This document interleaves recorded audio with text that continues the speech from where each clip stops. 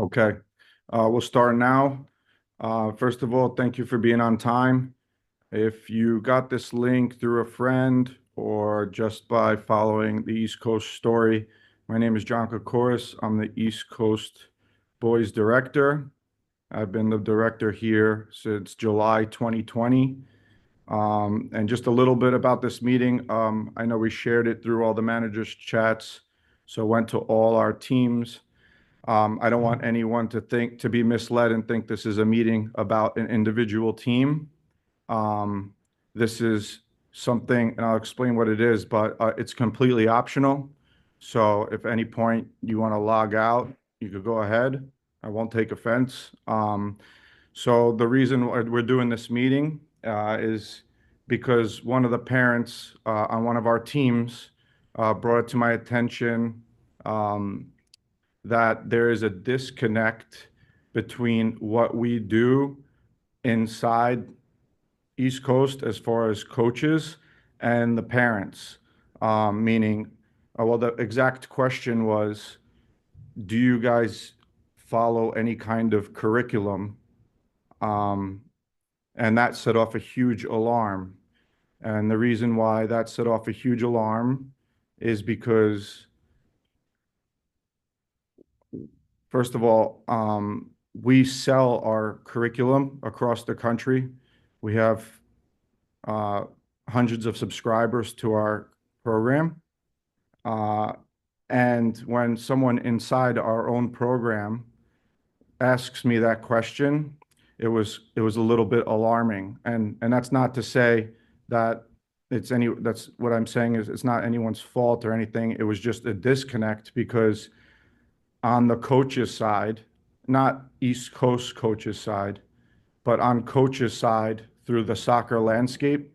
And I'm not talking about New York and I'm not talking about Long Island. I'm talking about other states. I'm talking about on another coast, right? There's people that follow what we do and I follow what other coaches do as well. And that's how you learn. And it's a small community within the coaching community, and all of us are a little bit connected. So when we're known for building programs and using a curriculum, and one of my own parents asks me that, I realize that it's time to have an inside look at what our club does and share everything that I can share with you guys. So that's what we're going to do today. I hope that everybody enjoys it. I hope that everybody gets a lot out of it. This is a presentation, so this isn't going to be a back and forth with questions today. Usually, I've never done a presentation forum Zoom before. It's usually a back and forth, and if anyone has any questions, they stop and we could go over things, but we won't be doing that today. Um, the only thing I will stop for is if someone says, I can't see, like, I can't see the image, or, I skipped through an image too fast, or if you didn't hear me when I go on the board in a little bit. So if you have any of those kind of questions, absolutely stop me. But as far as questions like, does my coach or does my team, use this or that? Like, we're definitely not gonna go into that. I'm very proud to say that I think there's over 40 coaches from outside of East Coast on this call today, which is really cool. So I'd like to say thank you to those guys for joining tonight. And just in general, I want to just say thank you again to everybody for taking the time, especially if you haven't hung up yet, once I said it wasn't mandatory. So I appreciate all you guys for sticking around right now.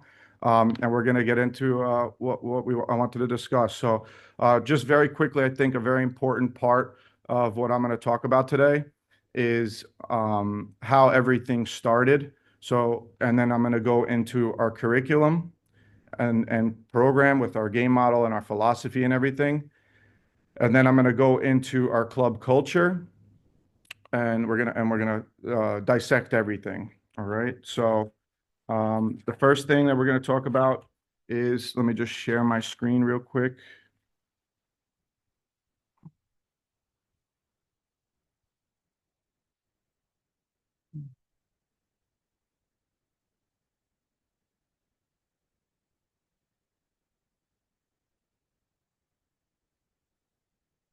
Okay.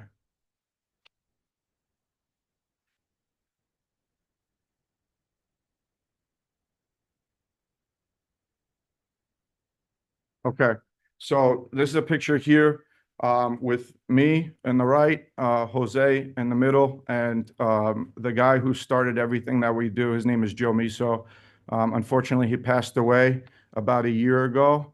He passed away in March of last year. So the first thing I'm going to say is that everything that we have started is because of that man right there. Okay.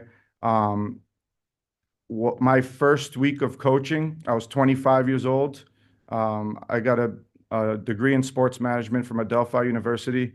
I started coaching, and it was a Monday I started, and on Wednesday, an old man approached me, and he told me, "How long have you been doing this?" And I told him, "This is literally my second day." And he gave me his business card, and he told me to call him. I called him. I went to his house uh, on a Saturday at 11 a.m. I left at 9:30 p.m. that day, and I think the only thing I said to him was hello and goodbye and thank you, and that's it. And anybody that knows Joe or had the privilege of speaking with Joe, they'll find some humor in that because he loved to talk. But what happened was Joe Miso built three of the most successful programs in New York. He helped Ben Bohm build BW Gacci. He was the director at MedOval when they put the turf there, and he built New York Coda after Alfonso Mandela left, and he went to the Metro Stars. I think that was in the late 90s. So he helped build three historical programs in New York. And when I met him, he was 67 years old, and he was coaching for 50 years at the time. So well, he had 50 years of coaching experience at that time. So if you can imagine a 67-year-old man who was done coaching and was at his grandson's practice, came to a guy who was very hungry to learn at the age of 25, and I had absolutely no knowledge of how I wanted to coach and no experience. Um, he just pretty much crammed 55 years of soccer into a blank canvas. And I will be proud of saying that, and I will take credit for saying that I was smart enough to not contaminate any of his teachings, and I was smart enough to let him dictate exactly how the program that we would build work. So I stepped aside. I started a coaching organization. I stepped aside, and he ran the program. The guy in the picture in the middle, Jose, was there with me from the beginning. And Joe was pretty much our soccer father. Little by little, what happened was we had coaches come to us, Carlos Mary, Max Kimberow, Mario Coletti, Angelo Mendez, who many of you still work with. They all joined us, and we went on a mission, and we started, working with different programs, and we had a lot of success in what we were doing.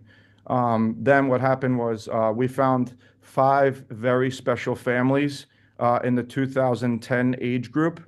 And those families, it was most of their firstborns in soccer. And one special family in particular, the Lugris family, Robert Lugris, when he came to bring his son Alejandro to the session, Rob looked at Joe and they knew each other from somewhere. And then Rob and Joe realized that Joe coached Rob from 12 years old, pretty much all the way through a high school at BW Gacci. So once we had that link to that family, and they saw that, and they knew historically that Joe is an honest and genuine human being.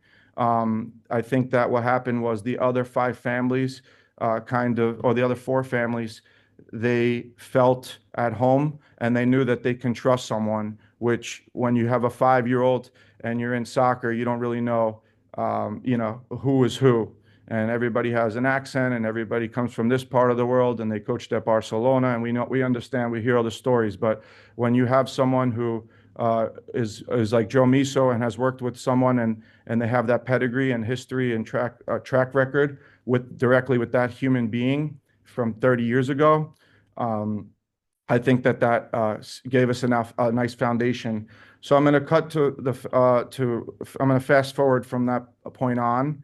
The families, excuse me, those families are still with us today. They're 2010, and they created a base and a model that we built our whole program. Thank you so much, Dave R. Dave R. Yeah, there you go. You're good now. Okay. Am I good? Yep, Yeah, you're your looks are Um, good. Yeah, he's gone now. Yeah, he's okay. gone. I'm Good sorry job. about that. That was not a sponsored ad. No. I was like, wait, what program are you running over here, buddy? I'm sorry. I'm sorry about that. Okay, we'll continue. Okay, I'm so sorry, guys. All right.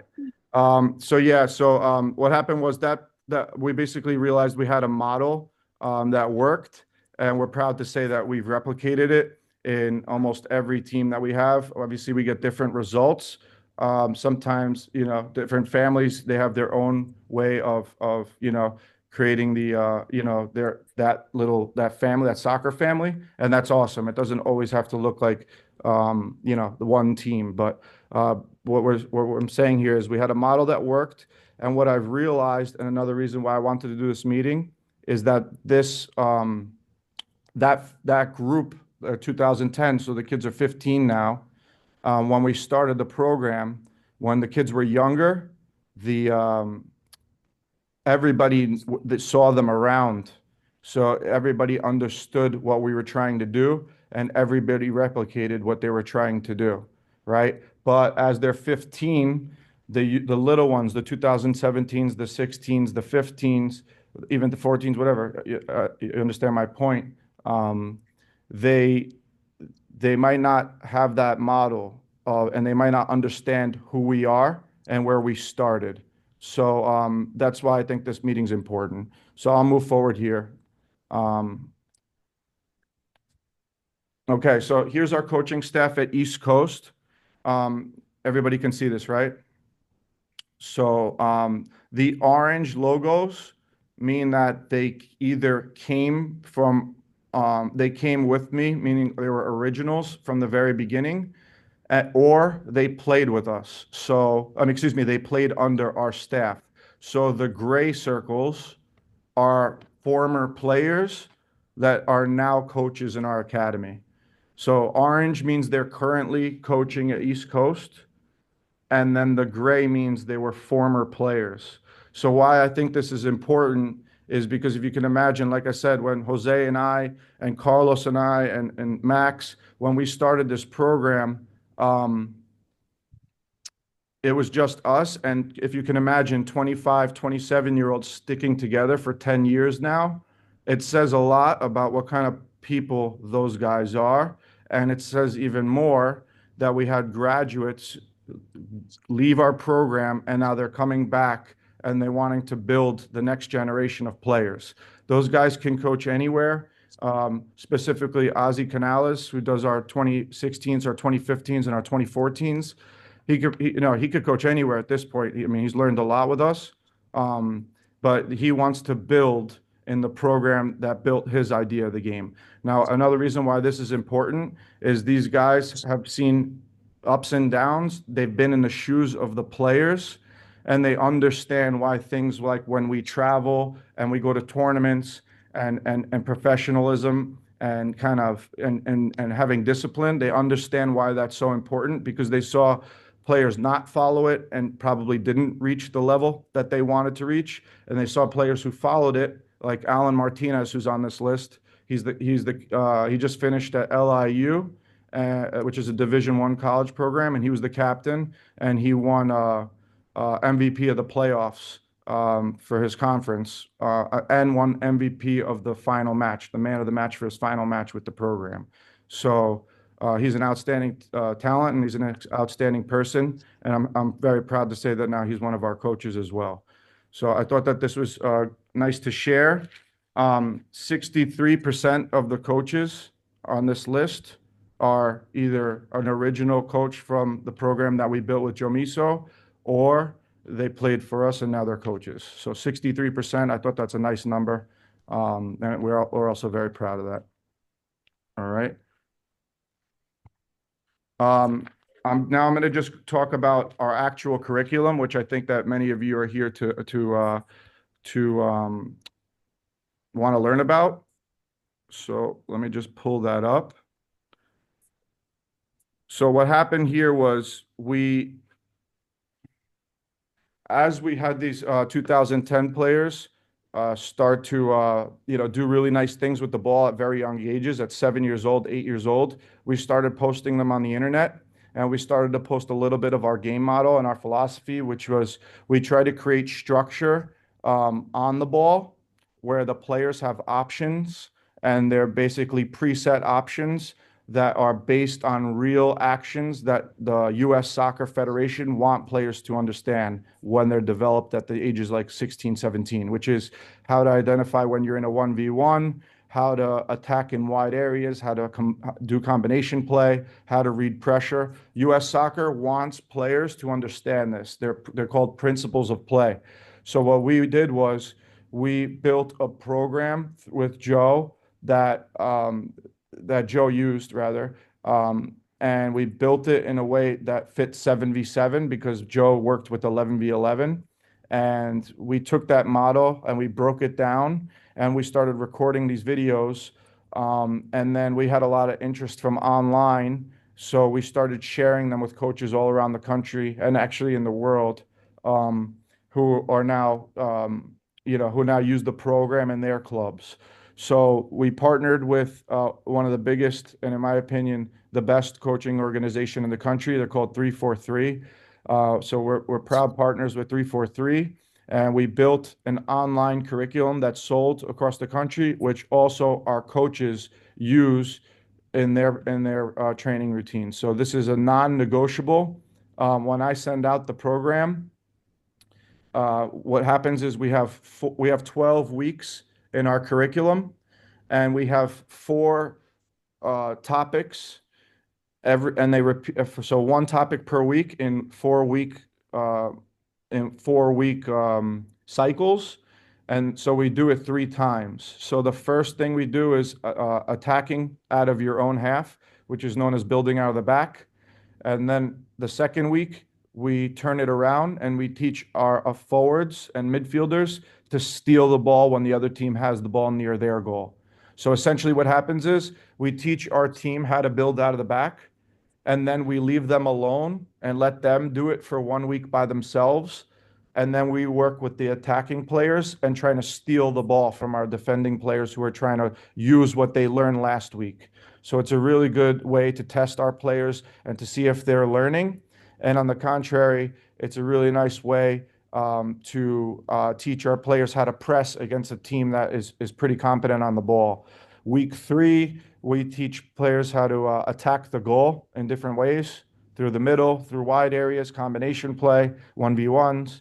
And then week 4, we flip it again and we teach our defense how to defend against a team attacking you. So there you go. It goes week 1, week 2, week 3, week 4, ends the cycle. And then we go again and we start back from building out of the back, and we continue that from weeks 5 through 8. And then weeks 9 through 12, we do the cycle one more time. So this is something that our coaches have access to. As you can see, it's literature based, but then we also have videos. So here's our battle rondos. You guys have seen this if you're a parent in our program, and if you're a coach that has worked with us online or has followed us online, you're very familiar with this.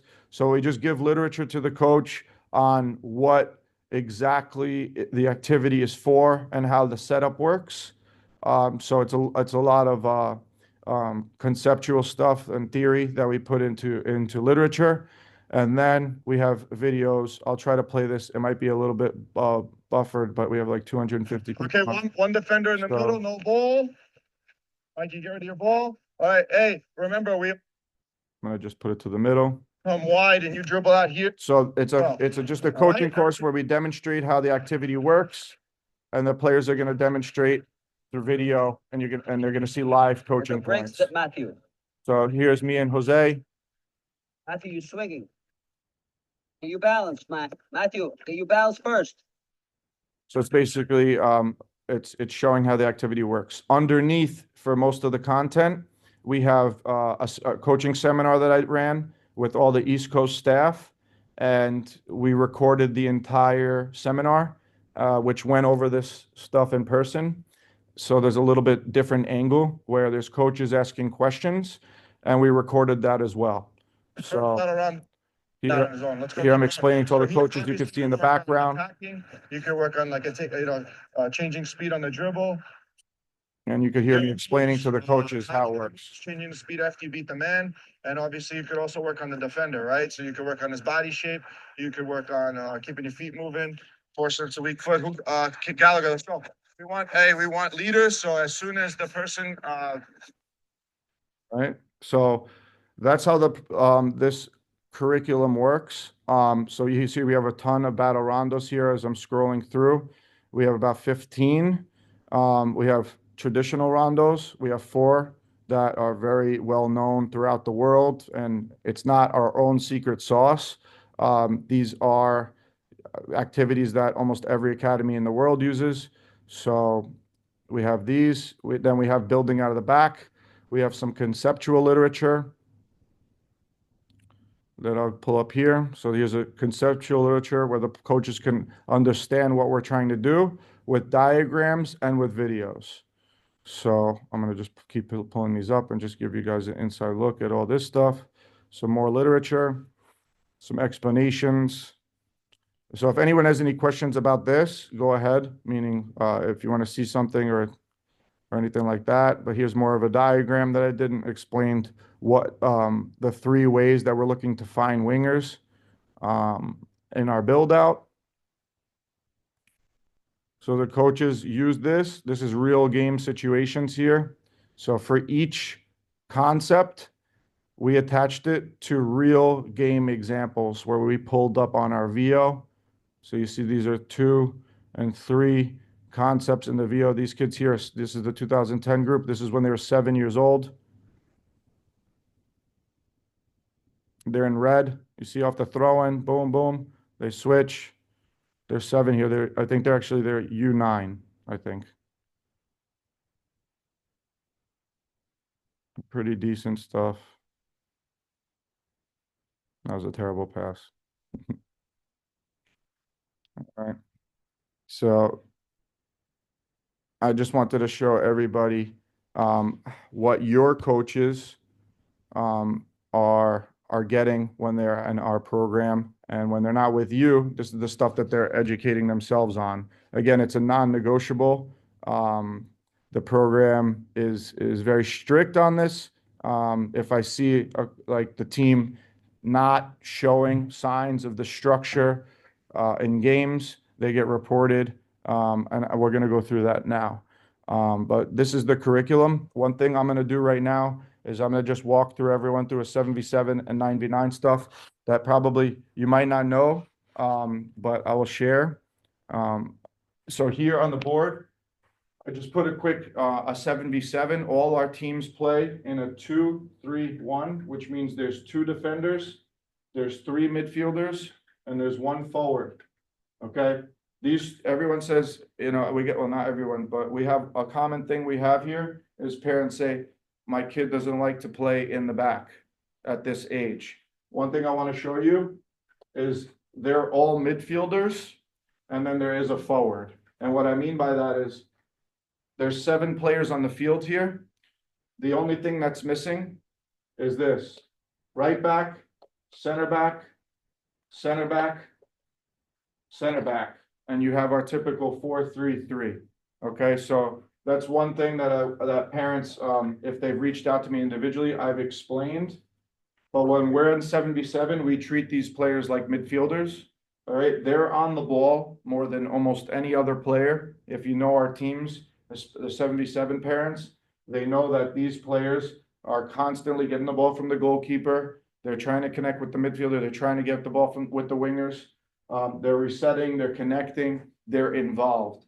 The goalkeeper is used as almost a center back when we don't have the ball. So if we're in attacking positions, what you'll see is the right back will go up high and he'll be helping the midfield. Maybe the last man is going to be the left back because he's away from the ball. And we ask our goalkeeper to be high, to be a secondary option, or a safety net, we call it. If the ball gets past our last defender, we ask for the goalkeeper to be aggressive at 7v7. We try to build that quality in the goalkeeper at that age, because you're gonna have a big problem on the big field at 11v11 if this isn't taught at an early age, for a goalkeeper. It's a very bad habit to break. One thing I would like to say is, if you're not in this program, and maybe you're just here out of interest, if you look at a soccer field, this is the way myself and my staff were taught to analyze the game. If you see from 7v7 to 11v11, if you go to a soccer field and you see two defenders sitting here with maybe one striker, and you see the goalkeeper staying inside his penalty area, there's what Joe Miso would say is there's no soccer. If you're there passing by, just it's a red flag. I would not be interested in watching that game. If we're attacking and the goalkeeper's sitting in his own box, it doesn't matter what is being done here. There's no coaching being done, because the coach's responsibility is not to coach the ball. It's to be fixing the structure behind the ball. Okay, so that's a red flag. If one of my coaches are doing that, it's something that I'll talk about them with immediately as soon as the game ends, or I'll step in at the game and move the goalkeeper out. All right, so this is how it should look. The goalkeeper should be splitting the last man to his goal, and it's critical for 9v9. I want to just go over 9v9 real quick. So what John? Yes? There are a few people waiting in the waiting room to be let in. They're messaging me privately. Can you let them in before you continue? Yeah, I'm just worried that I'm gonna let that person in again. Oh, well, So, one of them is Ashley. okay, hold on. Susan, Art, I know that guy. Ashley, Yeah, Ashley is Mhm. one of them. Hold on, I'll get the Tedesco. info from the manager. Sabrina as well. Sure. Susan, Lauren Lauren, Kinley, who? Kienle. Kinley, Let me see. I don't see Lauren. okay, maybe she gave up. I'm sorry. I'm just very sensitive to what happened, so I don't want to add that person again. Even Okay. though I reported and blocked them. John, if you assign a co-host to like a team manager or somebody you know, they could remove people for you while you do your presentation. All right, I'm gonna do that. I'm with Carlos. He's gonna do that now. All right, Carlos, I'm gonna John. assign you. Yeah. Make sure you unshare your screen so more people can see your whiteboard. Oh, okay. Could everyone see? Did you guys see my whiteboard at all? I mean, I knew how to manipulate the window, so I could. Yes, but we could see it. Yes, Okay. yes. All right. Okay. Carlos, how do I'm gonna just add you to this. Boom. Carlos Mary. More. Add as host, right? Make host. Okay. You're gonna be the meeting host. That means, but do I still have my privileges of screen sharing? Just helping. Okay, so I could still screen share, right? Okay. All right. Okay. So I'm good. Everybody can see me? Yep. Yes. Okay. Yeah. Okay, great. Okay, so thank you guys. Just Carlos, can you just monitor that? Okay, so we play a 2-3-1. This midfielder is called the engine, or the box-to-box midfielder, because he does everything. Typically, we have 3 midfielders. We have a defensive midfielder, and we have 2 engine midfielders in front of them. In this area, in this area of our zone of our club, we ask for this player to do everything. Now, as we get to know how the players start to develop physically and also technically, you start to profile the players a little bit more. So when we go to 9v9, this part of the field, which is very big, is very important to our game model, because we're possession based and we want to keep the ball. It becomes more intricate. So what we do is, a player in here that we see that's more defensive and very smooth on the ball, and they're very good with timing and challenging and winning the ball back. We might move them here to more a defensive midfielder. Someone that likes to get forward and take people on and create goals, we'll put them up in front of there. And then maybe someone else that they don't have a lot of physicality but they're very good in the ball and they're creative, we'll also put them in here. So now you have a 3-man midfield. At 11v11, we play in a 4-3-3. So in 9v9, we play 2-3-3. But essentially, this is still an 11v11, which is so important to understand because this player and this player on the wing, they're going to just do double duty. So they're going to be playing here in the back and they're going to be playing in the front. The same thing from this guy. He's going to be coming all the way in the back and then he's going to be coming all the way into the front. So essentially, we have our 2 center backs, we have our midfield 3, and then we have 4 players in the wide areas, and then we have our striker. So an 11v11, we just add 1 player here, 1 player here, and you complete your shape.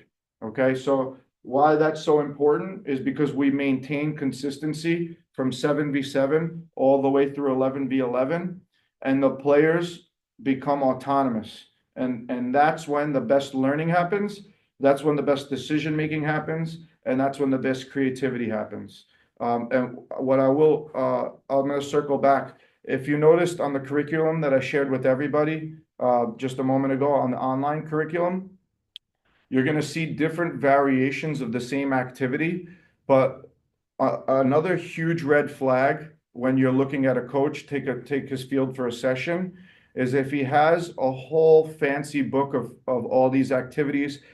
If you have a son who plays soccer and you go to the field and every single time the coach has a new activity, it looks good, but it's very, very, very bad. It's the biggest red flag that I know in training teams. Why? Put yourself in an 11-year-old's shoes. Now, every time you come to the field, your coach is throwing a new activity at you.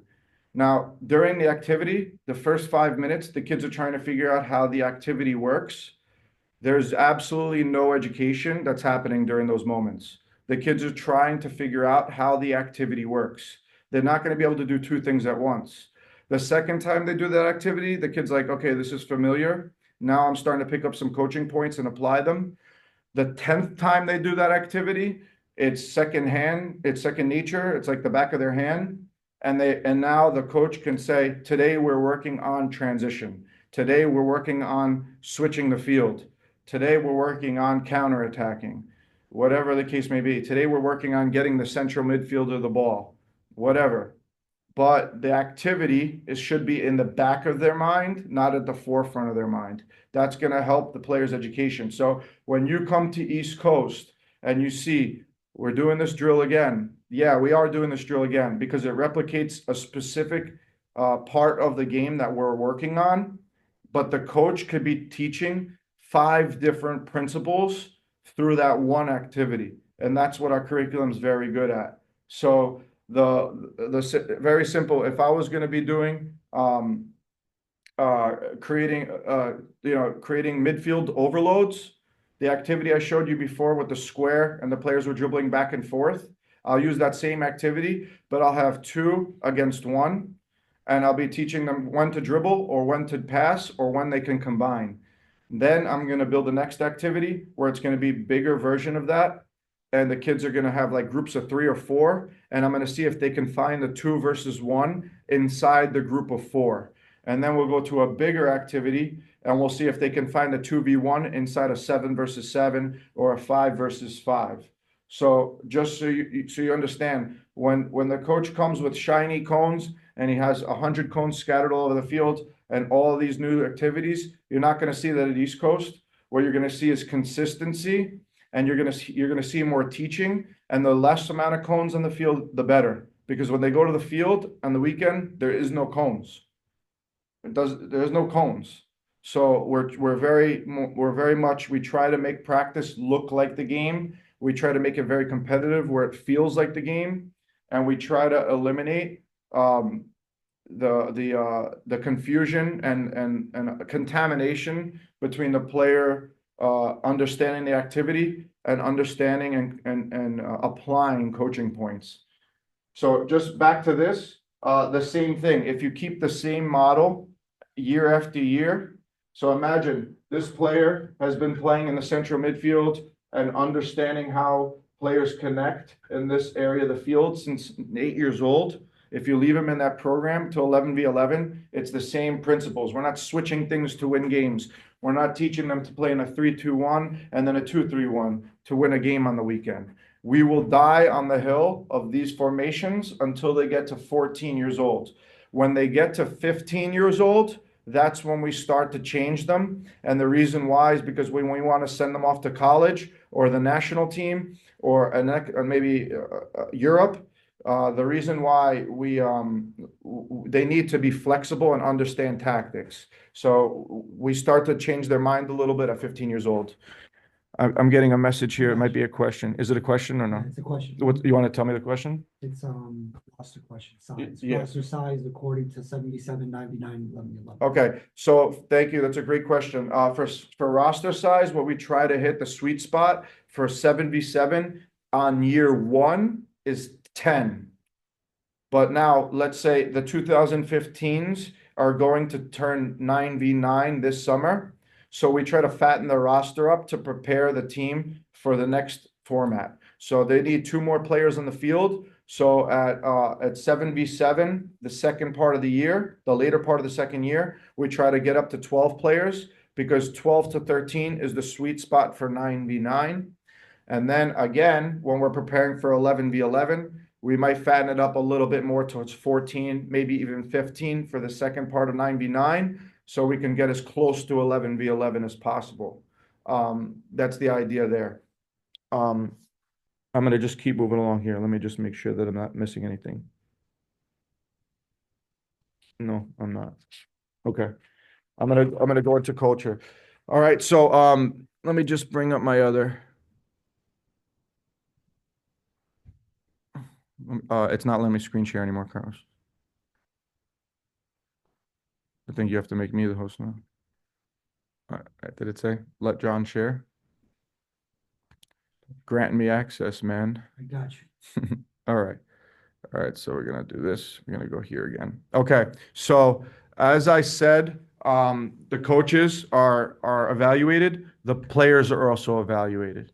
Okay, so this is what every player gets in the fall, in the winter, in the spring. Right now, the coaches are working on this. They'll be handing it out by the second week of March, the latest, and you get another one in towards the end of April, about May. All right. So the way that this works is we have a traffic light system where it's dead center in the middle. All right. Green light means all your expectations are met in this corner. Yellow light means that players need to improve in this corner. And then red light means the player's struggling. All right. And then we call it the road to success, kind of illustrate or let the players visualize, what we're trying to do here. We're trying to create a loop between technical, tactical, mental, and physical. So if you follow along here under technical, it says light color. So what happens is the coach will say green, yellow, or red to the player, and then the player will get some notes on, if he gets a green light, they'll get 1 or 2 things that he did very well. If they get a yellow light, it will have usually 1 good thing and 1 bad thing. And then if he gets a red light, it will probably be 2. The reason why he's struggling is because there's probably 2 things that he needs to improve on. So we'll continue. We'll give a light for the technical. We'll give a light to the tactical. We'll give a light to the physical. And we give a light to the mental. So they get 4 lights. They get about 8 simple notes. Again, this is from experience. If you asked me 18 months ago, I was a victim of this. I used to hand out heavy evaluations with all these notes. It gets nothing done. The kids could be 8 years old or 15 years old, and they're getting all this information on what to work on, and nothing gets done. It's like going to a restaurant and there's a menu and there's 200 things that you can order and you end up not knowing what to order. Where the best restaurants have a simplified menu, make it easy for you to understand and make your order, right? So this is kind of what we apply here, where they're going to get about 6 to 8 coaching points. Some are good, some are bad. They can get to work on them. I think it's easy to understand. And we ran a webinar last year on this with the East Coast parents, and we got really good feedback. The coaches love it. So hopefully, I think the players will as well. Now, again, the players are not the only people being evaluated at East Coast. The coaches are too. So this is the coaching checklist. This is what we go through. The green is technical, the orange is tactical, and the blue is mental. Physical is only relevant in 2000 U12 and up because they're moving to the big field. So that's when we're worried about the physical. I don't if the kid's a little guy or he's not physical, meaning he can't run that well before he has muscles. Well, we're not grading him on that. We're not requiring him to do that until the big field is in front of him. And once he hits that stage, everything is kind of evaluated as we're going to explain in the next couple of slides. But I just wanted to share this. This has been used. All the coaches are graded on this, but also the coaches can use this to look at their teams. It's also prioritized, meaning that the number one green in technical needs to be done before you go to number 2 or 3 technical. You can't do that. You can't go in the other way. So it gives them a little bit of a roadmap on how to build the teams and what we found a little success with. Once the coaches get familiar with this and they do it second nature, they get a lot of success with their teams. So I just wanted to share this. And now we're going to move to a thing that's very important. Can you see the whole screen, Carlos? It's clear. So I want to. This is very important to me, and I think that this is important to all the families at East Coast, and I hope it interests the people that are not at East Coast and the coaches that are here that are outside of East Coast as well. So the three youngest 11v11 teams are here. The 2012, the 2011, and the 2010 ECNL RL teams. Now, the reason I picked the most competitive team in the age group is simple. The orange names are original players from 7v7. Okay? So everybody that's highlighted in orange is a 7v7 player. Everybody that's white with no background was recruited or they tried out for a program, either 9v9 or 11v11. And then my favorite part, and pretty much the only time you're going to hear me brag about anything in our program, is the blue is players that were promoted from the second team, and the green is players that were promoted from the third or even the further teams down. So if you look at the 2010 ECNL, see number 2, Alex J. He's in green.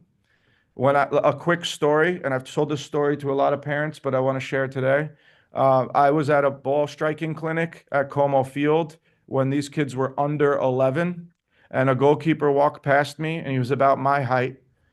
So I said to him, "Why are you here? You're too old." I was getting familiar with the program. I think this was in 2021, so I was pretty new myself. And he goes, "I'm a 2010." And I said, "You're a 2010?" And he goes, "Yes." And I said, "Where are your parents?" So he pointed me to his parents. I walked over. I met his parents. I said, "Training is on Tuesday and Thursday. You're going to come to my training. I want to evaluate him." Alex was on the 7th team in 2010 age group, number 7, A, B, C, D, E, F, G, H, or whatever that is. Okay? He had no hands when he came over, but he had no hands, they call it, or feet. But the kid had desire to improve. He was very, you could speak to him. You could tell that when I told him something, he wanted to understand it. And his family was there to support him. And that's the only thing that we wanted. That's the only thing I really require. It was my decision to put him on the team. It wasn't his decision, right? Meaning that I threw him into the fire. Even if he wasn't ready. But now he's the starting goalkeeper on a team that went to the national championships this year. He played against Juventus and Villarreal in Spain last year. He's a state cup champion and a regional champion. I couldn't be more proud of that. So you could forget all those trophies. You could throw them out the window. Those are the things I'm more proud of. So you can see our teams are littered with original players, which highlight our retention. Okay, and you can see our teams are littered with players that are promoted. Now, again, the green is players from the 3rd team and down. Number 9 on the right is Hunter Chilelli. He came from the 3rd team. When you go down the list, Mayer was promoted to the 1st team 1 year ago. Michael is in blue. He was promoted from the second team. Roy was promoted from the second team. Ryan was promoted from the third team. If you look on the left all the way, 2012 ECNL, you could see number 12 on that list, Nicolas O. He just got promoted last week. He's a player that we've been looking at for quite a while, and we moved him there last week to the 2012 ECNL. This is what the coaches are proud of. I want to scream through the microphone right now that there's no coach in this program. I hope I can say there's no coach in the planet that has a player that's on a team that's one level lower that he doesn't want to have an opportunity to play on a next level team. Okay, meaning the next team up. It doesn't exist. In this program, I make those decisions with the coaches. It's a 50-50. They tell me if they think he's ready. I come and I weigh my opinion in. We'll make a decision if he should go to the next team. There's a lot of variables. One, there's no rush because if they're playing a lot of minutes early on, I keep saying 2000. If they're U9, U10, U11, they're dominating minutes. If they go up, they might split their minutes in half. Nobody got better by sitting on the bench. So not only is that player not going to improve, the other player that we moved up and they play the same position, both players are going to decline. It's not important until they get to U15, U16 because the physical, the puberty needs to set in before those things matter. Okay? U11, U12, the kid could be fantastic. But until he has muscles, really it's just finding him a level that's going to challenge him. And what I mean by challenge is if the kid isn't performing, he doesn't start that week. It's very bad when a player doesn't start because we don't have a player that can challenge him for position. So imagine your son misses training because he has the flu for a week. He misses, let's say he misses a week and a half. He trains one time and then he starts on the weekend. That's not sign of strength. That means that the team is relying on him. And to me, that means that, the player should move up to the next level. Obviously there's variables, like maybe he's the only goalkeeper, maybe he's the only defender, maybe he didn't train for 2 weeks and he's still better than the other player that's in his position, and that's possible too. But to me, that's how we rate our teams. And just because a player has to be patient on a team and trust the process doesn't mean that we're not looking at him and we have him in our plans. So I wanted to share this. So again, 70% of the players are with the club since 77, or they're inherited from merger, which means that when we came and we merged with East Coast, they were already in East Coast. So once we put the teams together, they joined forces and they formed a super team. One thing I'd like to highlight, the 2010s won ECNL last year. They won the state championship. They won the regional championship. They went to the national championships. The 2011s are in first place in ECNL. They went to the state championships last year. The 2012s, I think they won first place last year in EDP, and now they're in the last game of the first half of the ECNL season. They slipped out of first. I bet my money that they do very well in the second half of the season after seeing the way that they played yesterday. They won a state cup game by 6-0 last night to a team that was absolutely at the same level. Excellent team. It was a 1-goal game 6 months ago against that same team, and the kids I think they just wanted it, and we put a couple goals away. So it was a nice result. So these three teams, they're competing against the top talent in the tri-state, and the retention rate of 70%. It says a lot. I'm very proud of that. Not only about the coaches doing a good job in building the players, the parents who are supporting the coaches and trusting the coaches and letting the coaches work, and then the players for putting in the work. It's just and taking the opportunities to jump into such competitive teams. I mean, all three of these teams will be going to Spain. So the 2010s went to Spain, the 2011s went to Spain, the 2012s they get on a plane in 3 weeks to go to Spain. So I just wanted to we'll touch on that in a little bit. And again, another statistic is that 27% of the players that were promoted to the ECNL, they came from within the club. What's that? We have 2 questions. What are the questions? Can you just read them to me? I don't know how to pull it up. For each of the various age formations, Yeah. what info can you share about individual training time on the ball per player versus training time on Okay. the ball as a group? Okay, I'll go through that at the end, but that's a great question. I want to answer that. Then he has the second part regarding the slide in particular. What is the evaluation team 2 to team 1 like? Is it formal? Is it behind the scenes? Is there a tryout?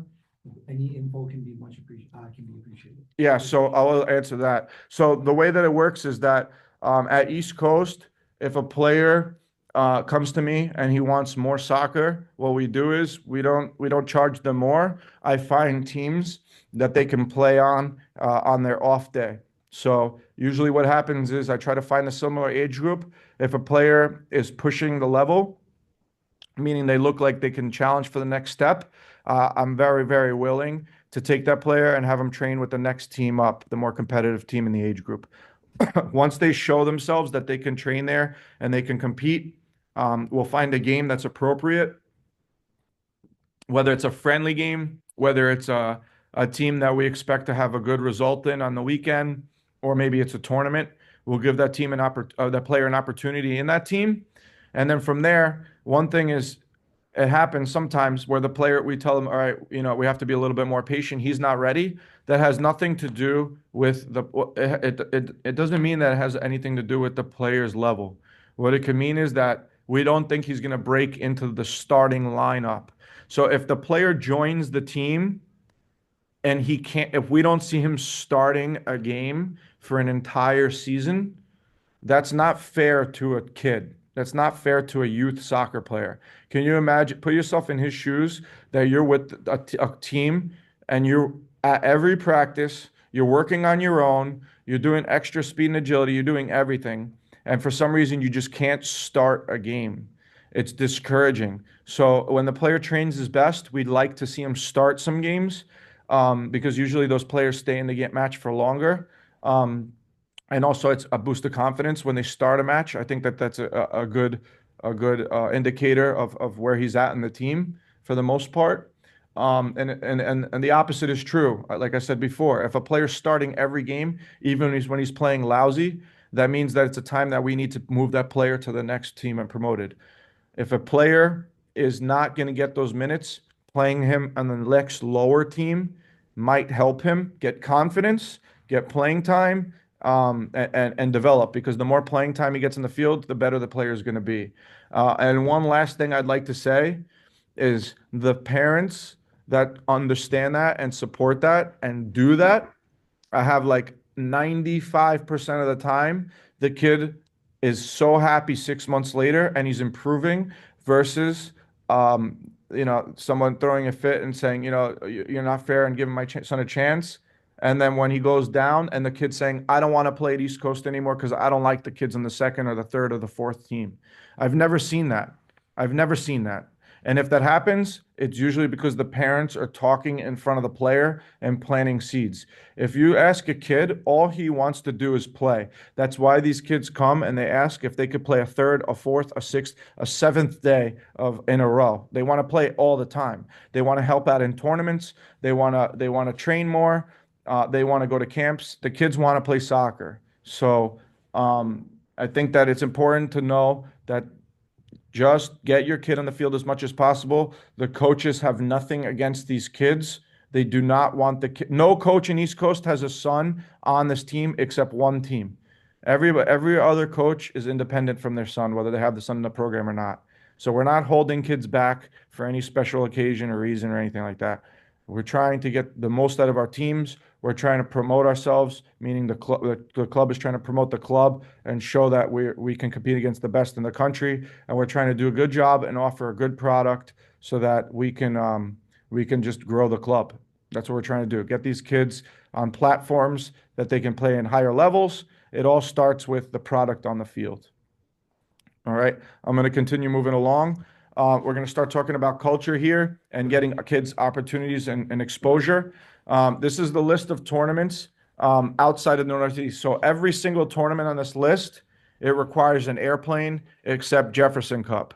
So, I mean, I'm not going to go through the list, but at U13, So the first year they go to the full field, 11v11.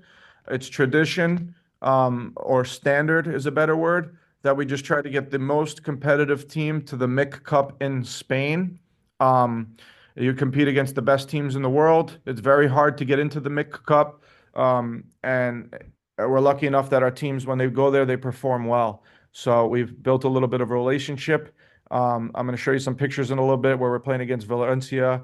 Valencia. We're playing against Villarreal. We're playing against Juventus, the real Juventus from Italy, with 4,500 people standing on the sidelines watching the game. Playing against Girona. It's amazing. So we get our U13s out every spring. And one thing I'd like to tell all the parents, whether they've heard this out of my mouth or not, is that a team is never stopped from going to an event from me. The way that it works is this. If you sign up for the most competitive team at East Coast, it's required that you're at everything. You're missing confirmation. You're missing this and that to be there 100% full commitment. All right. You're missing, obviously, whatever the case may be outside of an emergency, we expect you to be there. Your sister's birthday, you got to be there. It's a sacrifice. If everybody did that, you wouldn't have a full team for anything. So we expect that commitment. And we're very proud to say we have that commitment. And that's why our teams do very well at the top level. Now, that product isn't for everybody. And not everybody joins East Coast to have that kind of commitment. So we know that, we understand that. So we cannot make that standard, or I'm sure the parents don't want that standard, who are trying to just have their kids in a structured environment, learn the game of soccer, develop, and see how far they can go. And if it's social and it's athletic and it's healthy and they're learning soccer and they're happy, they train 2 to 3 times a week. They train twice a week indoor. They go to certain tournaments every year. They have, a full, complete team. They're very happy with East Coast. Other parents, they want their kids to come here because they want them to try to push the level and go as high as they possibly can take it. So there's different ways of demanding commitment per team. But if the 5th team in an age group wants to go to Spain, if they let me know, we send them. Case in point rather, last year, our 2012 ECNL team did not go to Weston Cup in Miami, Florida, where you can see here in the middle, Weston Cup, Florida 2024. They did not go because the commitment was not there.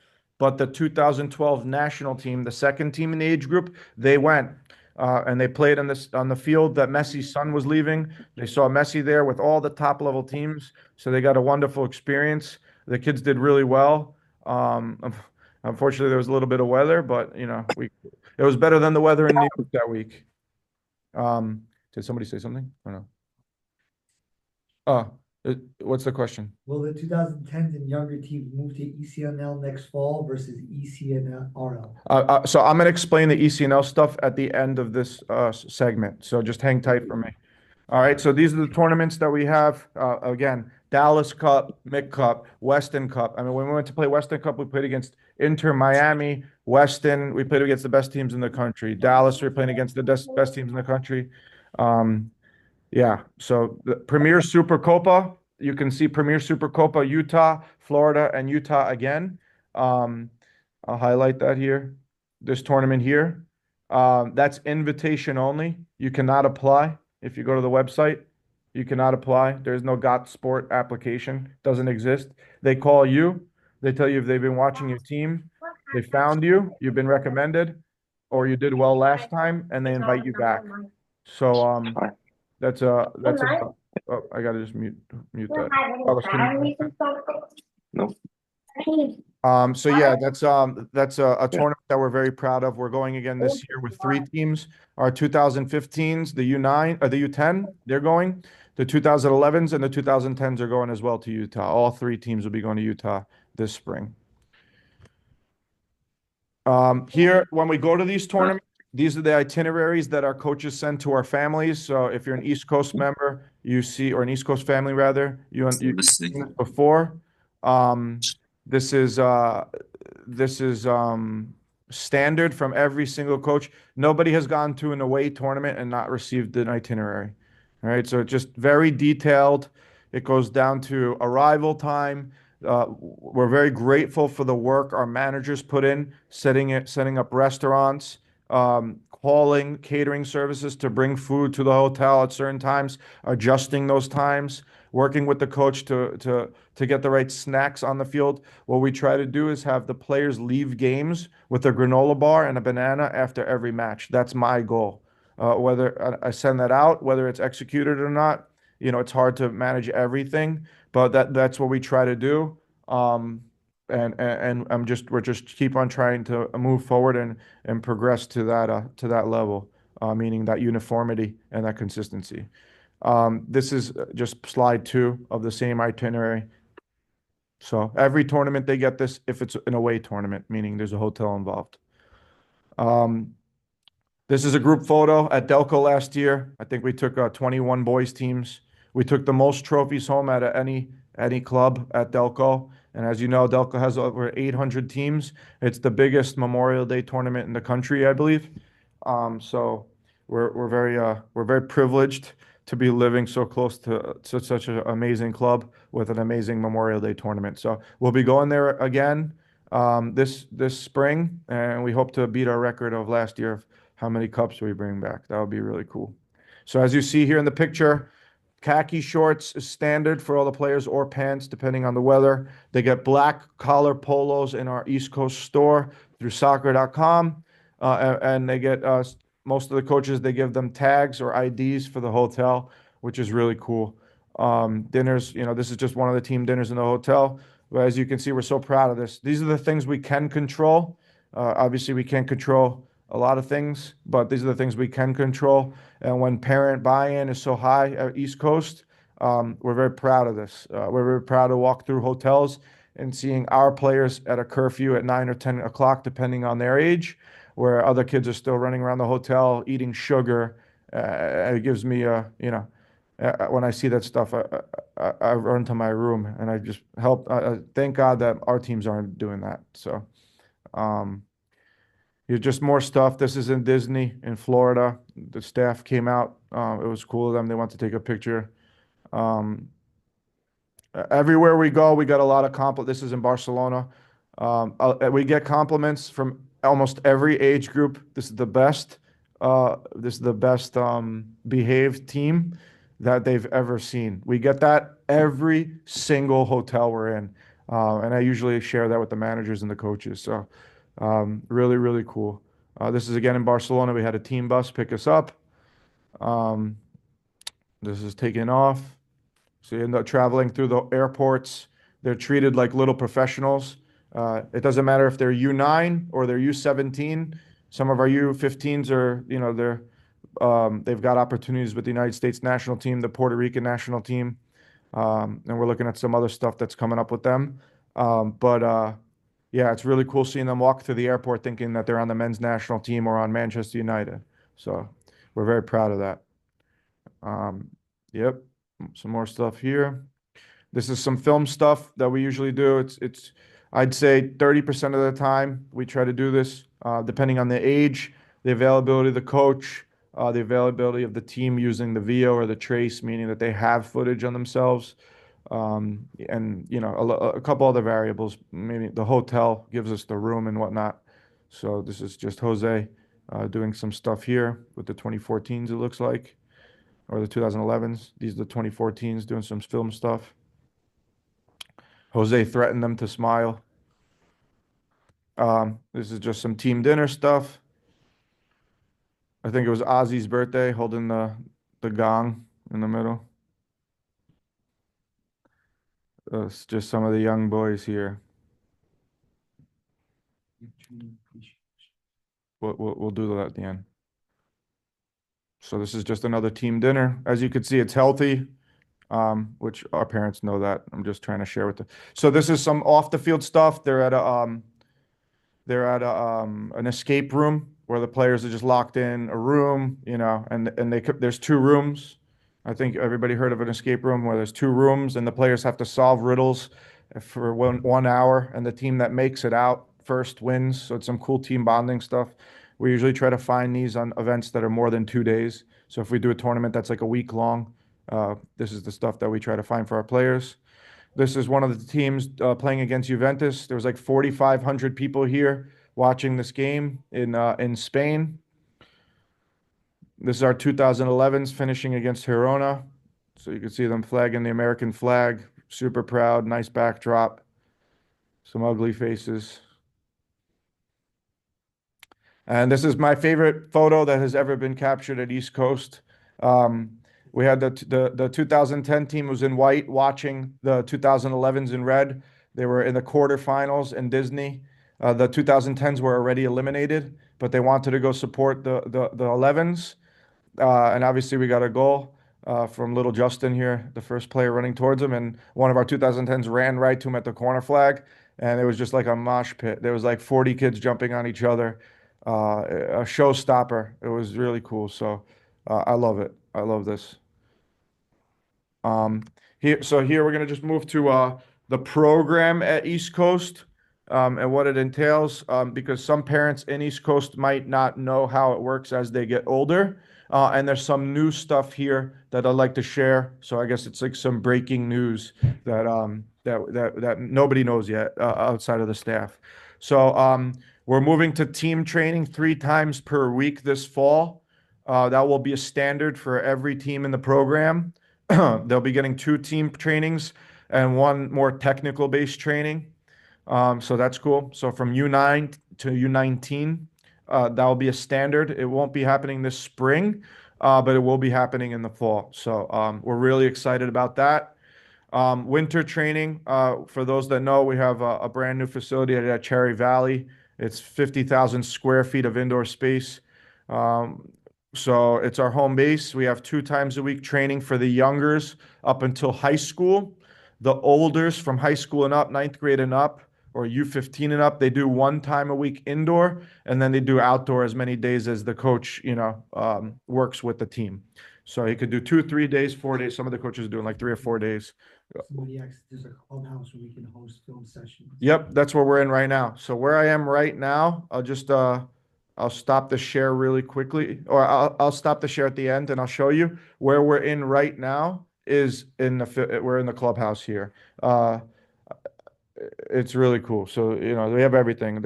I think there's like 7,000 square feet off the field that is just, where parents hang out behind a glass window where they can watch their players. There's concession stands. There's going to be a health bar where they can get smoothies and snacks. We have a film room. Of course, we have our administrative offices. We have a weight room, and we have a ton of other stuff that we're looking to do here. So we have a full goalkeeper program at East Coast, which I'm super proud of. Our goalkeeping parents know about this as we went through this last week. So we have 1 tactical day where the coaches are going to integrate into 90-minute team trainings, and the goalkeeping coach will work with them, Blake, and he'll walk around with his assistant and work with them within a team setting.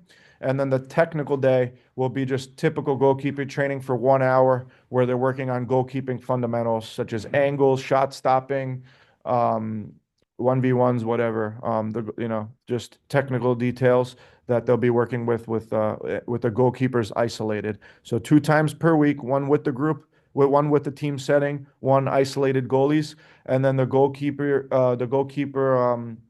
coach, we station him at the best location possible to see the most games on the weekend. So essentially what's going to create the most value for the club and for the players. What I mean by value is if there's 3 ECNL games at Mitchell Field, but there's 12 boys and girls teams back to back at Cedar Creek, we'll probably have him at Cedar Creek where he can see 12 games versus just 3.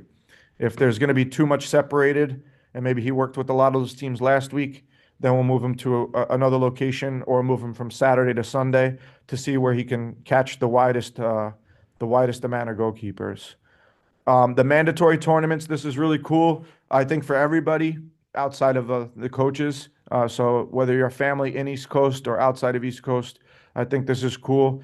The mandatory tournaments are now from anyone less than high school is going to be Labor Day, Columbus Day, Memorial Day. Done. You know your tournaments. You could start planning your family events now. Memorial Day, Labor Day, and Columbus Day. All right. Or I should say Labor Day, Columbus Day, Memorial Day. All right. You can lock them in now. That's some stuff that we're excited to kind of finally iron out. Now, when you have your first team meeting of the year, the coach may say, instead of Columbus Day, we're going to be going to this one. And that's because maybe he has 3 teams. And the rule we're trying to implement outside of Memorial Day, we're trying to say only 2 teams per coach per tournament, so that it's possible to try to be at everything and not miss many games. I'm trying to eliminate conflicts. So obviously it's imperfect as we don't control tournament schedules and tournament directors. God bless them with 800 teams. But we're trying to just do our best with the cards that were dealt in the soccer landscape. So the U15s, U19s, they'll do 3 college showcases that start after November. The biggest ones in the country, name it. We do like Bethesda, Jefferson Cup, Potomac, and Delco. So we have some good stuff. For the olders, they'll get also their 3 college showcases when they register and the first team meeting of the year. Extra tournaments, they could go to 12 tournaments a year. It's up to the team and their commitment. We don't hold them back. I've never told a team they can't go to an event. I might have said this event you're not going to get into because of the level of the standard and the application process. So you might as well go to this one instead of that one. I do say that, but I've never told a team if you want to play a Memorial Day, you can't go. That doesn't exist. So I want the kids on the field. We have a speed and agility program for all the 11v11 teams. This is a supplemental, meaning they have to pay extra. So they do that 8 sessions per fall, 8 sessions per spring. We also are trying to implement that into the winter. Our speed and agility trainer is the best in the tri-state by miles. He works with all the national team players. He works with just the best in the area. College players work with them. He recovers them if they have injuries. He is a doctor without the education, I say. So he's just unbelievable. If anybody understands or has worked with Angelo Mendez, they understand. So he's an original. He's been with us for like 7 years now. He's been with us the whole way. We have now weight training, which is some breaking news stuff. We're packaging this for the players. So 15 and up, 9th grade and up. We're going to start to break out some weight training programs year round. They could do small group or they can do standardized sessions, meaning, open time slots we're going to be introducing. So that will be a year round program outside of the summer. Summer you can do with Angelo on your own terms, but that's really cool to incorporate that. And we have we're starting to develop a college placement program that I'm very proud of as well. Last year we had a 93.3% commitment with the players that wanted to go to college. Obviously, there are some uncontrollables there, right? Things like the boys' grades. Some players are coming to us saying, I want to play at Ohio State. And I'm looking at his transcript, and he has a 68 average. I can't help you there, bud.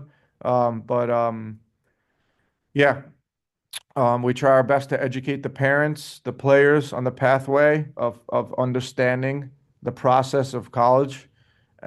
Chris Smith is our coordinator now, and I think he's doing a great job. And as all these younger teams come out, I think that we have a lot of younger players that are going to be trying to get into top programs, and starting with the 07s this year. So I'm excited to see more progress and build that out and have a lot of players going on and playing college. This is our player pathway at East Coast. So this will get to the ECNL question. First, you 4 to 10-year-olds, they can join our intramurals program first, or otherwise known as Ball Mastery. It's just player, ball, and a lot of confrontation. We try to encourage them to go and get in their faces, try to steal someone's soccer ball straight up, pull the shirt if you have to. be aggressive, go and get the ball. If you don't have the ball, it's a problem. Go get the ball. And then the kids who have the ball, we say, you see that kid over there? He's going to try to take the ball, protect the ball, beat him with the ball. It's your ball. So we try to, having the ball and being competent on the ball, or having the ball not look like a foreign object, and then teaching them to steal it is the founding pillars of our player profile. That's what we like. Hyper aggression and a lot of comfortability on the ball. From there, they might get introduced to our pre-travel program, which is like 6, 7, 8-year-olds who we form teams. Right now, we're forming 2018 teams. We already have a little bit over one full team. We have 2 outstanding 2017 teams. And we're really excited about that. So that next year they'll be competing against the 2016. They'll be going against their own age group finally. These kids have been playing up a year and up 2 years for 2 years now. So they'll finally play against kids their own age. I think they haven't lost a game yet, which is really crazy. So they're really, really, I think maybe one of our best groups that we've ever had. From there, they move to U9, U10. They play in EDP, which is a standard competitive league in the area. They can do the Challenge Cup from under 10, which is the state cup. They can start that at under 10. U11 and U12, that's 9v9. So now the state cup becomes introduced. And the Challenge Cup, the state cup is really cool because as long as these kids are around the state cup, you can't take the championship away from them. All these new leagues, ECNL, MLS, these are all new leagues. MLS didn't exist before COVID. It was called DA. ECNL didn't have a boys before COVID. That didn't exist. ECNL was a girls league. It's very good that they now opened it up to the boys. And I think it's good that the DA turned into the MLS and connected to the MLS. EDP didn't exist when I was a kid. It was just Division 1, 2, and 3, and 4 in USYS. That's how it went. So all these new leagues, they might not exist, but one thing is for sure, US soccer exists, and it will continue to exist. So to win a state cup at least once is something that it's going to go down in history. And I love to tell the kids that every single time they step on the state cup field. Okay. And then, so then when they get to 11v11, U13 and up, they continue with the state cup. EDP is more of our developmental teams. The next highest level is the USYS National League, which is a very competitive level. If you win that, you can go directly to the national championships, which is major. And then we're in this new league of ECNL, which is called the ECNL Regional League. Now, I'm happy I can consolidate a lot of parents here, and because I have to do this education every time, which I don't mind, but I wish it was just maybe explained better. So the way that ECNL works is if you're an ECNL club, you get 2 teams in ECNL. You have ECNL, which is your first team, and then you have the second team, which is an ECRL. That's not what we're in.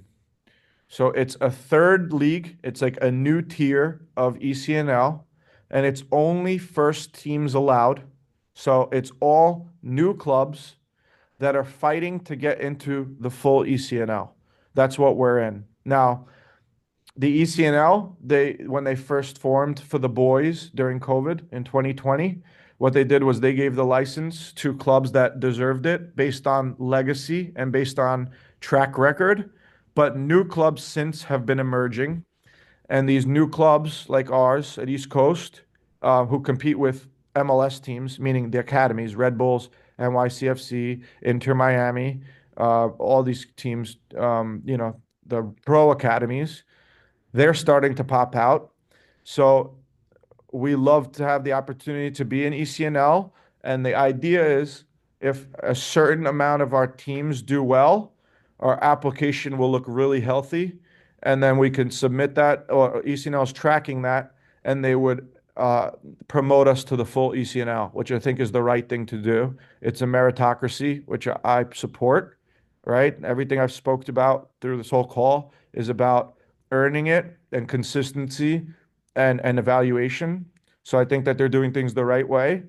And And if we continue the record that, the track record that we're building, I think that we're going to be having a knock on the door, and I think we're going to be knocking. I think we're already knocking on the door, and I think at some point it's going to be overwhelming, and I think that we'll be getting the full pathway. So we're just continuing to work. That's what we do. That's what we've always done. If you've been here from the beginning of the webinar, we started with 5 kids. I could speak for myself. I started with 5 kids with Jose and Carlos and Max. And we're very proud of what we built with East Coast. And we're the type to roll up our sleeves. And as you saw from the retention slide, we're not here to recruit. We come with the players that come to us and want to play for us, and the families that like it here.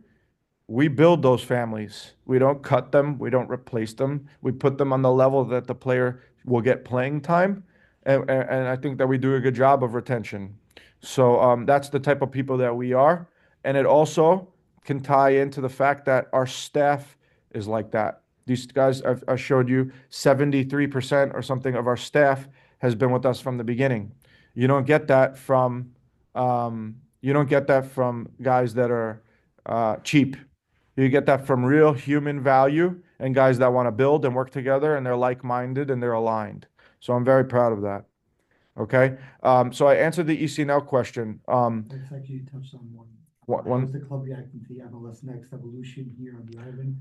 And what does that mean for the size and strength of each program? So someone asked about the MLS program and how the MLS has started a new league. So one thing is nobody in Long Island has got MLS 1 this year. A couple of groups. I'm very friendly with both of those programs. They got MLS 2, which is great for them. So they're basically in exactly what we're in for the ECNL RL, and they're hoping to play their way into MLS 1. So I think that's good that that the MLS is taking that approach and blocking everyone out and choosing who they can bring in. I think it's better to let clubs that are want it to jump in and then earn their way instead of having the keys and locking people out. I don't like that. I don't believe in that personally. So what does it change? Absolutely nothing. All right. The players are the same. Okay. That's what everyone has to understand. These players aren't better now because there's an MLS patch on their sleeve. It's nonsense. Our East Coast 2010 RL team, we beat 2 MLS teams last weekend, one 4-0, one 3-1. If you look at our history against MLS teams, we're like 21-1. The only MLS team we've ever lost to is Weston in Miami, and we lost 2-1. We've beaten the other 21 teams. So we're pretty good. It doesn't matter. It's who's wearing the shirt. It's not the patch on the shirt. So we get opportunities to play against everybody, MLS, ECNL, National League. It doesn't matter. We play against them. The most important thing is stability. I like to be in a league that's going to give us the opportunity for growth. And I think that we have that. I'm just hoping that we can continue to impress and get the full ECNL, just so that we can have 2 teams per age group in ECNL and not only 1. Because the league that we're in right now is arguably stronger than the ECNL that we're in, because we've played both. We've played everybody in the ECNL, and we beat those guys, and we played those guys, and we've lost to those guys. And we played everybody in our league as well, and we've beaten all of them, and we lost the game last year as well. So it's not so cut and dry where which league you're in. It means you're a better player. You're the same player. But marketing, be careful of the marketing and find a coach. My suggestion is find a coach your kid likes. Find a program where all the coaches are aligned, that's consistent, and you're not the team that is you're not the only team in the club. You could see the whole club moving in the same direction. That's important. So that's what I'm very proud of here that we're doing. I think that little by little, teams are popping out in every age group, not just one. We're replicating what we're doing. I'm open to taking a couple questions pertaining to the presentation. I don't want to talk about one specific East Coast team or one specific coach or anything like that. I won't answer that because that's not what people from who are visiting that are coaches or outside the club. So if you have something on the actual presentation, I have no problem. But I guess some people will be leaving. So in the same breath, I want to thank everybody for joining tonight. I would never have done this, so I want to say thank you to the if Aaron doesn't mind, Aaron, for bringing this up and telling me that you think it would be a great thing to do. So Aaron Munch, thank you very much. He's one of our managers, so I really appreciate that. I think that once I said that to a few parents, they encouraged me to do it. So thank you to you specifically, and just thank you to You're everybody. welcome. I joining. told you people would come, I think they thought it was mandatory, I think, but but they stayed. they Good job. stayed. So thank you. Hopefully they didn't stay for our unsponsored ad to return. That wouldn't be good. So no, I want to just say thank you to everybody. And if you stay for the questions, I'll answer as many as we can. And then other than that, have a good night, and I look forward to seeing you guys in the field. Aaron had a question. Yeah. How can you share, can you share how the curriculum aligns and supports the structure of each practice? Is the club standard and how much time is spent on each technical development, finishing, or the 4-week cycle, et cetera? Yeah, absolutely. So what we do, Aaron, the way that it works, I'm going to try to put it in as much of a nutshell, but be detailed as possible. The cycle is a 4-week cycle, right? But let's say that your team struggles in finishing, but we're working on building out of the back. But your team is really just struggling with scoring goals. While your team is building out of the back, you can do a shooting drill before you're working on building out of the back. And then when your players who are working to steal the ball from the defenders, you could kind of work with them on, hey, what did we talk about? Hit the ball with the outside of the foot or the inside of the foot or with power when you're in this moment, or in this moment you should be crossing. And you could set up more drills where there can be a lot of volume of shots, and you put the ball right in front of the goal, and you can put more players on the defending team, meaning the team without the ball, to make it harder for the team with the ball to build out. So you're going to create more chances. So you can manipulate the practice to customize to your team's needs, but still follow the East Coast structure. The way that the practice is structured is they should be doing 1v1s and 2v1s for the first 15 minutes. Then they can move to our rondos, which are positional games, for about 15 to 20 minutes. So that should lead to about a half an hour. And then there's 3 team activities. One should be a technical activity. The next should be like shooting or passing or a building out of the back activity, but focus on technique, meaning receiving with the correct foot, power of the pass, one-touch combination play, whatever, and it's within a game setting. The next one would be more of a game setting, meaning your focus should be more on position and structure and concept tied to the topic that you're teaching, right? So if it's building out of the back, the topic of the coach in the practice should be tied to the coaching points that he's using at this point in the practice. So it kind of turns from more individual and small group towards bigger group. And then finally, the game at the end is macro. So it's just kind of team concepts in general. And maybe the coach will pull a player aside and coach him individually or share a team coaching point. But for the last 20 minutes, it's more of a game. So it goes 30 minutes, 20 minutes, 20 minutes, 20 minutes. Now, that's not to say that if one activity, they really look good, or the coach wants to drive something home. I've done 2 activities in a practice before. I've done a warm-up and then my shooting activity for an hour and 20 minutes. I've done that. So that's not, it's kind of like an art and not a science where the coach has to know how to maneuver and change his approach based on what you're getting from the players. 2-part. First, since there will be a 3rd day of training, does that mean that there will be no more striker clinic in the spring? And piggybacking off of that, because it's been asked a couple of times, with all these additional programs, how is that moving the needle as far as the finances for parents? Okay, that's great. So the way it's gonna work is the third practice is gonna be included in the tuition.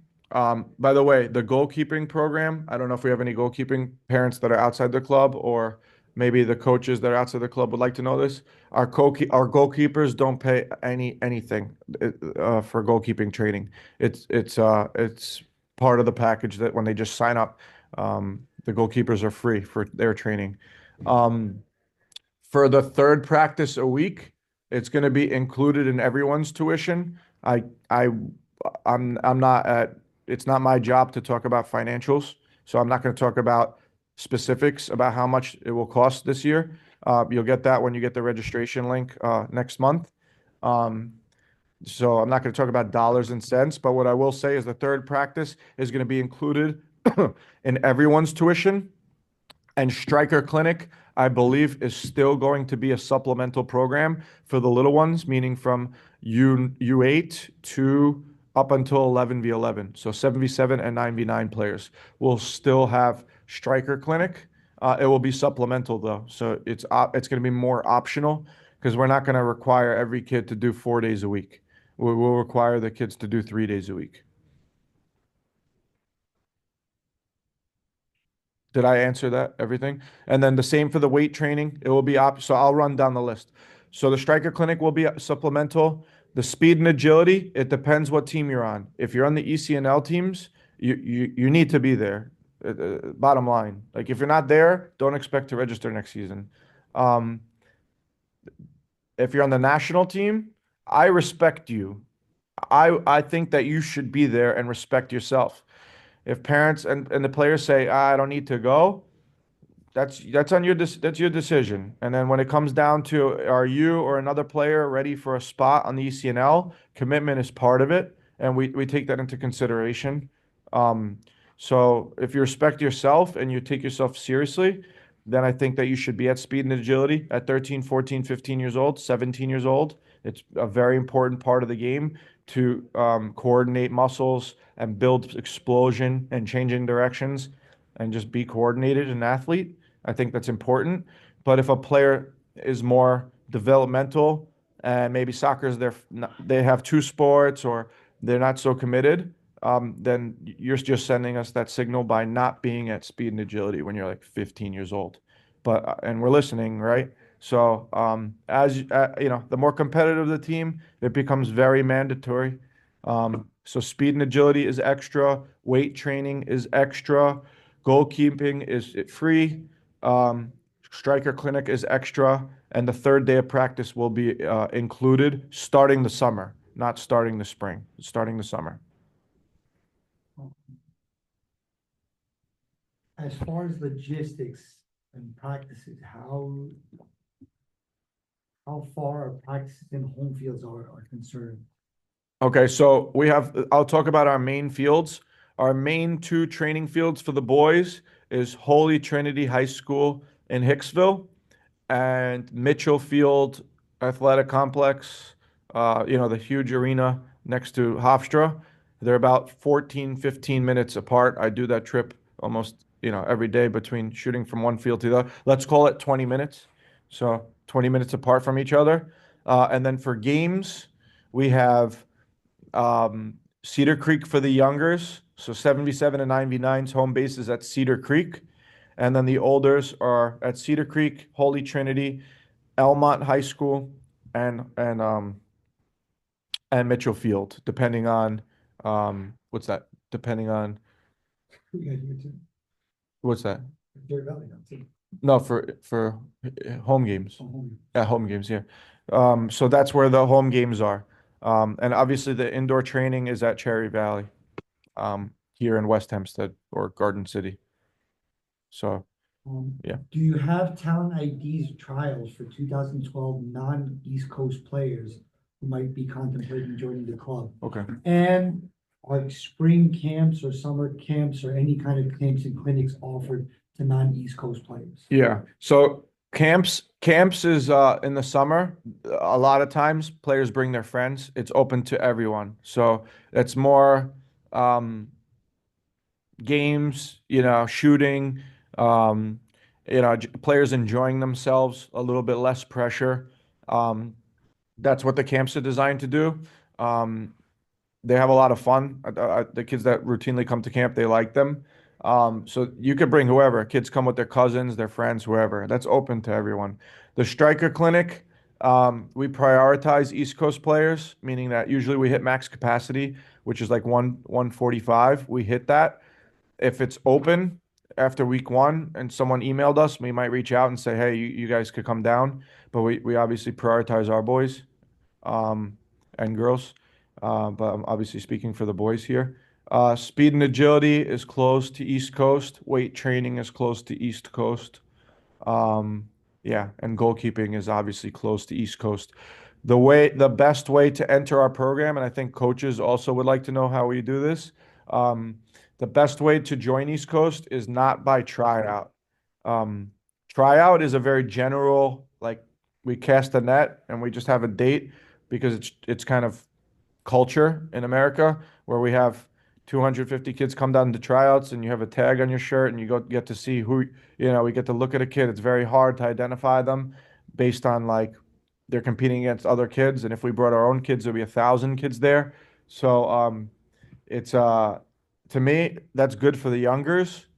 Once they get a little bit older, meaning 11 years old and up, 12 years old and up, contact me or contact the club. If you contact the club, the email goes directly to me anyway. The office will submit it to me or forward it to me rather. And then you come and do a real team trial with our team. And you could train with them for a week or 2 weeks. And you'll see. Day one is going to be shell shocked. He's not going to understand the culture. Most likely the speed of the game and the competition level is something that they're not used to, I could say. It's very aggressive and very competitive. And usually the kid's like, well, I love it, but this is crazy. That's usually the reaction from parents and players. They come back in day two. They know the coach's name. They know the kid's name. Our players start to say what's up to them and hello. The kids start to like it. They feel warmer. And now by day three, all that shell shocking is kind of done. They've assimilated to our practices and they got used to it. And now they can start to even learn about, what the coaches are teaching the players. And then you're going to get an idea of if the kid likes it or not. And that's more important, I think. The first thing is, does the player like it? And if he likes it, then if what we see, do we have a spot for him? Or sometimes if we have no spot for him, we'll let him train until the end of the season and then we can register him. But more often than not, if the player wants to come over and we have a spot, we'll try to sign him up right away and get him out there. Well, I think these two are connected. Yeah. How do you develop players' techniques such as passing, controlling, and shooting if a player is a beginner level? And I think that connects with this question with and regarding to building out of the back, especially with younger teams, what is your expectation, timeline, or key indicators that a player should be grasping in order to implement this concept? So it's a very difficult question to answer, but the way I'll answer it is this.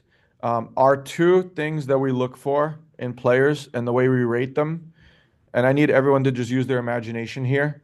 It's two things. One is the player is comfortable on the soccer ball, meaning that he's not tripping over the ball when he's dribbling it and changing directions. He could twist, he could turn, he could use all the parts of his feet to keep the ball. When the ball comes to him in the air, he could bring it down quickly. That's called comfortability. Left foot, right foot. That's comfortable. When someone tries to steal it, he's not going to lose it. You need to actively be aggressive to get the ball from that player. That's comfortable. The second thing is that player very aggressive without the ball. So if everybody just imagines what I just described, a kid who's very hard to steal the ball from and a player who's very competitive and aggressive without the ball, just picture that. That's a soccer player. That's what a soccer player is supposed to look like. Now, once we see the team, as we see the team more close to that part of the spectrum, And as they build out, the higher level concepts we can teach the team. So if they're usually our top level competitive teams, they get these concepts very early on. But then if you look at maybe the more developmental team in that age group, where the players are coming in and trying to learn how to pass and control and dribble and things like that at high speeds, or learn to be aggressive, they're too timid. You can't teach them to build out of the back as successfully. Basic concepts and positioning, yes, but you're not gonna, excuse me, you're not gonna get the same result. And it's not because of the coach. It's the player needs to learn how to crawl before he can walk. It's not anyone's fault. That's not a knock on the player. It's just if the player is not comfortable on the ball, passing to him 25 yards, maybe he's not on turf on that game, but that's not going to work with pressure on him. So it's better to just get these kids to understand 1v1s and 2v1s. And when they understand that and they're getting comfortable, then you can layer in further concepts. So, going on the concepts, if facing a high pressure team and the building out of the back isn't working, do you make any adjustments to your strategy? No, Or do you no. keep? So the question is, at the earlier ages, if the team is struggling to get out of the back, where we change the strategy by maybe just kicking it to the front? No, we don't do that. What we will teach them is risk management, and we'll try to find the most stable player up the field that is in a better position than them to receive the ball. And then from there, they can combine further away from their goal. But I want to move away more from the tactical stuff Okay, because fine. I think that some How parents. should we view player evaluations relative to player team placement? Does all green scores mean a player will be promoted? Does a red and yellow evaluation mean a Great. player will be moved down? Okay, great. So the question, in case nobody has, you guys didn't hear Carlos. Carlos, maybe you should sit over here. So when you say it. Sorry. Okay. So the question is, how can we rate where our players at, meaning green, yellow, and red on the player evaluations? So everything is relative. So a green or a red for a top level player in the age group is relative to him. So a red for a top level player might be a green for a different player. It's specific to what we expect on the standard of the team he's on. So if a player is setting the level for the team, I'm going to compare him to that player if he's on that team. So if you're seeing reds, it is definitely an indicator that the player needs to improve in those areas. But again, that doesn't mean my player's terrible or the coach doesn't like me or, oh my God, my player's going to get cut. That's not what that means. What that means is the player needs to fix these or the level's too challenging for him. And then maybe he needs 1 season or 3 seasons and one team lower speed, a slower speed, right? Moving from the second to the third team. And he's going to get confidence. He's going to get more playing time and he's going to play against other players that are at his level. And then sometimes they come back. Oftentimes they do come back. We have players go back and forth. We've done that many times. So, yeah, that's how that works. It's relative to pretty much the top player on that team. Are Labor Day tournaments always Labor Day weekend and do all teams go to Delco? So for the boys side, I try to bring, what I do is it's mandatory for the first and the second team from 2000, from under 10 and up. It's mandatory that they're there. And then we check commitment for the under 9. So this year, like the 2016s, we check the commitment for that team. If they're on board on everything, then we'll send them. Now, the third teams in the age group or the fourth or the fifth teams in the age group, if the parents come to me and they said, we heard that Delco's a thing, we want to go, that happened this year, they just message me, we make sure we have commitment, and they're going 100%. So Labor Day, Columbus Day, and Memorial Day are required for everybody, but then which tournament they're going to, it varies based on level. And then Delco is the Memorial Day tournament. It ends the year. I would love if all the boys teams go there. Absolutely. To end the year, to cap the year off. I think the boys worked hard. You have 10 minutes of 10 minutes. You have 10 months of planning. So I think it's easy to get everybody out there to Delco. You could arrange with your families. And I would like all the boys to go there. Why wouldn't I? I'm very proud when I tell, like I did in this meeting. We had 21 boys teams at Delco last year. I'd love to say we had 35. I think that's really cool. Calls. All questions. Okay. Let's call for questions. Last call for any questions, guys. Any other questions? How often should a coach be communicating with a player about what he needs to work on, Great question. who is not making and who is not making the starting lineup? Okay, so the question is, how often should a coach, communicate to a player based on what he needs to work on? And I'm gonna just say this like black and white. There's no emotion behind it. And I hope everybody receives this the right way. I would try to avoid having your player being the one that comes to the coach every 2 weeks saying, "What do I need to work on?" Because it's very clear what they need to work on from the evaluations and then also from the training. It's be as competitive as you possibly can and being as comfortable on the ball as you possibly can. Take your ball, find a wall, and kick the ball against the wall in different ways with all parts of your feet as many hours as you possibly can on the weekend, on the week and weekend, before school, after school, before practice, after practice, before games, after games. Just be obsessed, put your headphones in and smash the ball against the wall standing about 7 feet away and be obsessed over that. That's what you should be doing. And then when you come to training, be as competitive as possible and then follow the evaluations. And then, yeah, periodically go to the coach and saying, "Hey, you told me to work on this in my evaluations. Am I on track and improving on that?" That's how it should be approached. It shouldn't be, "Hey, what do I need to work on?" Because that's not a subjective way of forming the question. It's not going to be, what can you work on? You're 11 years old. How about everything? Right? That's kind of the answer I would give you. But when they give their roadmap on their evaluations, they're given a clear path of the direction the coach wants them to improve on. That's what they should be following. Check with the coach and see how you're doing. And in the meantime, it doesn't matter if you're Messi or you're a 6-year-old, go and hit the ball against the wall for 3 hours a day, and you're going to see how good that kid gets on the ball. Don't pay personal trainers at 7 years old to dribble through cones and take Instagram videos of your kid. And because you know what happens in the game? There's no cones and there's people pulling your shirt. And sometimes the field's not turf. Sometimes it's wet mud. And that stuff is nonsense. And you're wasting your money.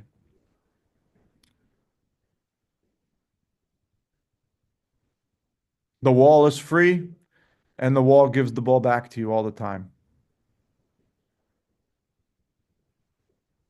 Just don't break your parents' windows. Plywood. Last question. Aggression and competitiveness is great and needed for athletes. Apart from that, how would you describe the team synergy and respect amongst the boys? I forgot a couple slides. It got frozen, so I thought that was the end. I'm going to just go through these real quick and then I'll just come back to that question. That's an error. So we're just proud of this. We have a couple of players that got called up to the national team in 2024. They went to the national team ID center. Really cool. This is the first time that we had boys from East Coast get called up. We had a 2011 on the right. We had two 2010s on the middle and the left. And then the boy in the middle also got some trials with the Puerto Rican national team we're waiting to hear back from. So really cool. And keep it continuing with international exposure. This boy is actually right now, he's in Spain. He's been there for 3 weeks on trial with Celta Vigo, which is a La Liga club. They absolutely love him. So we'll see what happens there. He's been with us since he's 5 years old. Not a bad kid, not a bad player. So he's over there now. That's taken a week and a half ago. This is him here. Can you see my cursor? Yeah. This is him here with the Celta Vigo. This is the best team in Spain right now. 18 wins and 1 loss. So, not a bad group to train with. The guy in the middle who's coaching him, is a professional level coach, and highly regarded in Spain as one of the best player developers in Europe. So, very cool. Um, this is a couple of our boys that we sent over to Benfica, or excuse me, on one of our exposure partner clubs. We bring boys that are ready or want the experience to go over to Europe. It's not one of those emails you get that tells you, "Hey, your boy's going to go to a camp in Real Madrid or whatever that." We don't really do that. These are real exposure, opportunities. Um, if you want to learn more about that, we could have discussions on that. But the player needs to be top level, and be wanting to hear real feedback from some of the best, coaches in the world. So this is them at Benfica. There's only there's three here that are ours. The little guy here, the one next to him, and then the taller guy here on the right. So this was in Portugal. Obviously, Benfica is one of the biggest clubs in the world and one of the best at developing talent in the world. These are the boys in Colombia. Every single kid here is ours except the kid on the right. I guess he's a Colombian player that was mixing it up with them. So all these boys went down to Colombia and did it was more of an exposure and building up their I guess resume and just understanding like a little bit about how different cultures are and how they train and how they play and things like that. And then this is one of our boys in Denmark. He went on trial there for about 10 days. You could see by his face, I think he liked it. So that was cool. And yeah, and that's the last slide. So I'm sorry. I can't believe I forgot that part, but it's okay. Yeah. What was the question? Aggression competitiveness is great and needed for athletes. Apart from that, how would you describe team synergy and respect amongst the boys? Okay, so what I'll tell you is I've never really, it's very rare that we have disrespect in our teams. It's not tolerated. I'll tell you what, I'll put it to you this way. The most competitive teams that we have in the club, I've never had a problem with, ever, with as it pertains to competitiveness and the boys getting after each other. I had never seen anything dirty in my life with our boys. I never seen a punch thrown or a kick. The kids love each other and they want to be pushed. Real athletes respect that when their teammates are trying hard. I've never seen it. I'm talking about the most competitive teams, meaning they're exemplifying what real competition looks like. They're every practice, they're there early, they're beating the crap out of each other to try to win the ball back. They wear their shin guards, they're pulling the shirts off each other's backs. They're fighting for the ball. I've never had a problem ever. So I guess that's the answer. Now there are other teams that there's just whining and things like that. That has nothing to do with being competitive. That's just the players. That it doesn't stem from being competitive on the field. That doesn't stem from trying to win a ball and fighting for a ball. That stems from they'll do that in school. They'll do that on video games, and they'll do that on the soccer field. It has nothing to do with soccer competitiveness. So I think that's the best way to answer that. Yeah. We just joined one of the top teams and the boys in the organization have embraced my son completely. Thank you. Whoever wrote that, thank you. I appreciate that. Thank you for being very transparent. Thank you for hosting, guys. Much appreciated for your time. Thank you. That's it. All right. Guys, thank you so much. I appreciate it. It's very quite humbling that we still have over 100 people online right now. Maybe some people fell asleep. So thank you so much.